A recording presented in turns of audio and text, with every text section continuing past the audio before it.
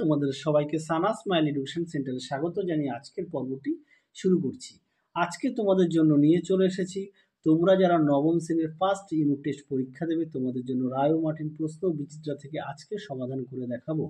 ইতিহাস বিষয়ে মডেল 17-র যে সমস্ত ছোট ও বড় প্রশ্নগুলো আছে সমস্ত প্রশ্নের উত্তর তোমাদের সমাধান করে দেখাবো। আগের ভিডিওতে আমরা তোমাদের ইতিহাসের বাকি মডেল সেটগুলো সমাধান করে দিয়েছি। এই 17টা সমাধান করলে তোমাদের সম্পূর্ণ কমপ্লিট হয়ে যাবে ফার্স্ট ইউনিট টেস্ট। তোমাদের ভূগোলের সম্পূর্ণ সমাধান করে দেওয়া আছে, জীবনবিজ্ঞান ও ভৌতবিজ্ঞানের ফার্স্ট ইউনিট টেস্টের সমাধান করে দেওয়া আছে। এছাড়া তোমাদের ফার্স্ট ইউনিট টেস্টের আমরা ইতিহাস ও ভূগোলের সাজেশন দেওয়া আছে, তোমরা যারা এখনো দেখো না আমাদের প্লেলিস্টে গেলে পেয়ে যাবে। চলো দেরি না করে মূল বিষয়ে যাওয়া যাক। প্রথম প্রশ্ন কি আছে দেখো, এক জায়গার বিপ্লব পূর্ববর্তী ভিটিং এমএ ছিল, এটা উত্তর হবে অপশান বি, সম্পত্তির উপর কর। পরবর্তী প্রশ্ন দেখো, কাদিদ গ্রন্থটি লিখেছিলেন, এটা কি হবে, এটা উত্তর হবে অপশান সি, ভলতেয়ার। পরবর্তী প্রশ্ন দেখো, 3 জায়গার যাজকরা যে কর প্রদান করত তার নাম, এটা উত্তর হবে দেসিম, অপশান বি। পরবর্তী প্রশ্ন দেখো কি আছে, 4 জায়গায় বিপ্লব পূর্ববর্তী ফ্রান্সের ক্যাথলিক চার্চকে বিশেষ অধিকার প্রাপ্ত উৎপাত বলেছিলেন, এটা উত্তর হবে অপশান বি, ভলতেয়ার। চলো পরবর্তী প্রশ্ন আমরা দেখব কি আছে, 5 দাগের অস্টারলিজের যুদ্ধে পরাজিত হয়ে প্রেসবার্গের সন্ধি স্বাক্ষরিত হয়েছিল, এটা উত্তর হবে অস্ট্রিয়া, অপশান সি। পরবর্তী প্রশ্ন দেখো কি আছে, নেপোলিয়ন নিজেকে ফ্রান্সের সম্রাট হিসেবে ঘোষণা করেছিলেন, এটা উত্তর হবে 1804 খ্রিস্টাব্দে, অপশান ডি। পরবর্তী প্রশ্ন দেখো কি আছে, 7 দাগের শক্তি জোটের কাছে পরাজিত নেপোলিয়ন প্রথমে নির্বাসিত হয়েছিলেন, এটা উত্তর হবে কর্সিকা দ্বীপে। ঠিক আছে, কর্সিকা দ্বীপে না, এটা ভুল, কর্সিকা দ্বীপে হবে না, এটা উত্তর হবে অপশান বি, এলবা দ্বীপে। ঠিক আছে, এটা সঠিক উত্তর হবে এলবা দ্বীপে।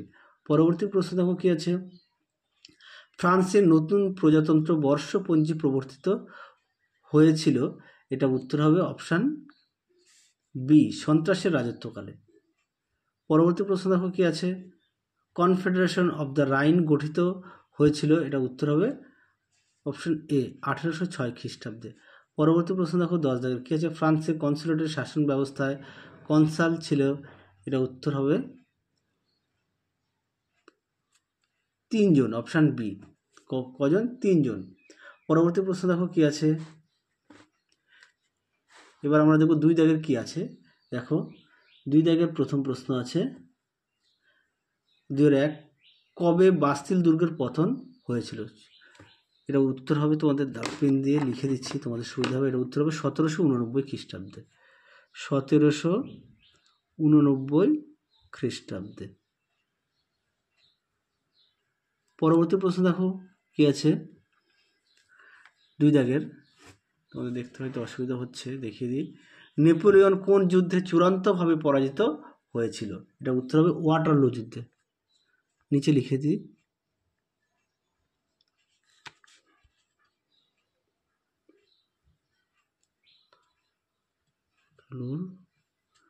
যুদ্ধে, তাহলে লিখে দিলাম ওয়াটারলুর যুদ্ধে। চলো এবার আমরা পরবর্তী প্রশ্ন দেখব, সত্য মিথ্যা কি আছে। দেখো প্রথম প্রশ্ন কি আছে, একদিকে ফ্রান্সের সন্ত্রাসের শাসনের একটি অন্যতম দিক হলো বিপ্লবী আদালত, এটা সম্পূর্ণ সত্য। চলো পরবর্তী প্রশ্ন দেখো কি আছে, 2 দাগের, নেপোলিয়ন তার ভ্রাতা জোসেফকে অস্ট্রিয়ার সিংহাসনে বসান, এটা হবে মিথ্যা, সঠিক উত্তর হবে কি, স্পেনের। ঠিক আছে, অস্ট্রিয়ান না, স্পেনের, তোমাদের লিখে দিলাম পাশেও সঠিক উত্তরটি। আচ্ছা, তারপরে বিবৃতিগুলো একটু দেখে নাও। আচ্ছা, বিবৃতি যেটা সঠিক আমি সেই উত্তরগুলো তোমাদের লিখে দিচ্ছি। চলো পরবর্তী আমরা দেখো ব্যাখ্যাগুলো, বিবৃতিগুলো একটু দেখে নাও। প্রথমটা হবে ব্যাখ্যা খ, তারপরটা হবে ব্যাখ্যা গ, সঠিক উত্তর। চলো তার পরবর্তী প্রশ্ন দেখো কি আছে, শ্বেত সন্ত্রাস কি, প্রশ্নটা কিন্তু তোমাদের অনেক মডেল সেটে দেওয়া আছে, তোমরা অবশ্যই প্রশ্নটি ভালো করে পড়বে। চলো প্রশ্নের উত্তরটা দেখাই, দেখে নাও। শ্বেত সন্ত্রাস কি, উত্তরটা দেখো, ফ্রান্সের বেকার ভবঘুরে মানুষ রোবসপিয়রের ভয়াবহ লাল সন্ত্রাসের বিরুদ্ধে জোকোবিনদের হত্যা করতে শুরু করে। এই ঘটনা শ্বেত সন্ত্রাস নামে পরিচিত। তাহলে উত্তরটা তোমরা এখান থেকে এই অবধি লিখবে। চলো পরবর্তী প্রশ্ন দেখো। পরবর্তী প্রশ্ন দেখো কি আছে, 2 দাগের পিলনিজের ঘোষণাপত্র কি বলা হয়েছিল। চলো উত্তরটা দেখো, দেখে নাও প্রশ্নের উত্তরটি কি আছে। 1791 খ্রিস্টাব্দের 20 আগস্ট অস্ট্রিয়ার সঙ্গে লিওপোল্ড ও প্রাশিয়ার রাজা দ্বিতীয় ফ্রেডরিক উইলিয়াম পিলনিজ নামক জায়গায় এক বৈঠকে মিলিত হয়ে পিলনিজ ঘোষণাপত্র প্রচার করেন। এতে তারা অন্যান্য ইউরোপীয় শক্তিগুলিকে ফ্রান্সের রাজতন্ত্রের সহযোগিতায় এগিয়ে আসার ডাক দেন। তাহলে উত্তরটা তোমরা এখান থেকে এই অবধি লিখবে। চলো পরবর্তী প্রশ্ন দেখো কি আছে। চলো পরবর্তী আমরা প্রশ্ন দেখব। 3 দাগের কি আছে, সেকুলত কাদের বলা হতো। উত্তরটা দেখো, দেখে নাও সেকুলত কাদের। ফরাসি সমাজে সেকুলত বলতে বোঝায় শহরবাসী খেটে খাওয়া সাধারণ মানুষদের। এর মধ্যে ছিল দিনমজুর, কুলি, মালি, ভিস্তি, কাঠুরে, চাকর প্রভৃতি। ফরাসি বিপ্লবে সেকুলতদের গুরুত্বপূর্ণ ভূমিকা ছিল। তাহলে উত্তরটা তোমরা এখান থেকে এই পর্যন্ত লিখবে। চলো পরবর্তী প্রশ্ন দেখো। চলো পরবর্তী প্রশ্ন দেখো কি আছে, কোড নেপোলিয়ন বলতে কি বোঝো। চলো প্রশ্ন উত্তরটা দেখো, দেখে নাও কোড নেপোলিয়ন।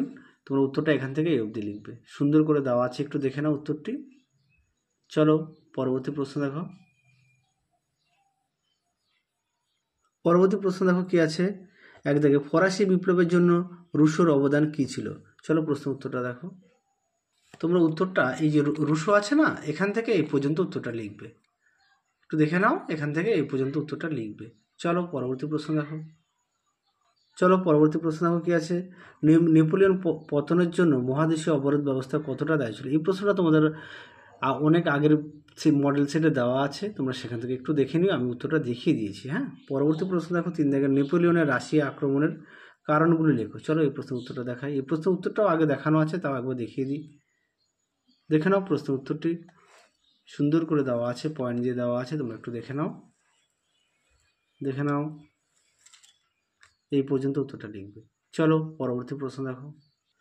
পরবর্তী দেখো নিচে 5-এর 1 দাগের প্রশ্নটা দেখো। তার আগে বলি, তোমরা যারা আমাদের চ্যানেলে নতুন দেখছো সবাইকে অসংখ্য অসংখ্য ধন্যবাদ। এখনও যারা আমাদের চ্যানেলটি সাবস্ক্রাইব করোনি, তোমাদের কাছে আমাদের বিশেষ অনুরোধ, আমাদের চ্যানেলটি সাবস্ক্রাইব করে পাশে থাকা বেল আইকনটি অল করে দেবে। তাহলে যখনই নতুন কোনো ভিডিও পাঠাবো সবার আগে তোমাদের কাছে নোটিফিকেশন পৌঁছে যাবে। আর ভিডিও যদি ভালো লাগে অবশ্যই লাইক করো, তোমাদের প্রিয় বন্ধুদের কাছে অবশ্যই শেয়ার করো, তাহলে তারাও খুবই উপকৃত পাবে। তাহলে তার 5-এর 1 দাগের আর 2 দাগের প্রশ্নটা একটু দেখো, প্রশ্নগুলো একটু দেখে নাও। আচ্ছা, তার আগে বলে এই দুটো প্রশ্নের উত্তর তোমাদের আগের ভিডিওতে আমরা দেখিয়ে দিয়েছি, কেননা একই প্রশ্ন বারবার রিপিট আসছে বলে আর দেখালাম না। তোমরা একটু কষ্ট করে দেখে নিও। চলো তাহলে আজকের মতো এখানেই সমাপ্ত করছি। তোমাদের ইতিহাসের সমস্ত মডেল সেট আমরা সমাধান করে দেখিয়ে দিয়েছি। তোমরা সবাই সুস্থ থেকো, ভালো থেকো, বাড়িতে ভালো করে মনোযোগ সহকারে পড়ো। আর বড় প্রশ্নগুলির ক্ষেত্রে তোমরা অবশ্যই বলবো বাড়িতে মুখস্থ করে এক একটি প্রশ্ন মিনিমাম 2 থেকে 3 বার না দেখে লিখবে। অবশ্যই বুঝে বুঝে পড়বে, আর সঙ্গে অবশ্যই পাঠ্য বইটি খুঁটিয়ে পড়বে। চলো তোমরা সবাই ভালো থেকো, সুস্থ থেকো, বাই, টাটা।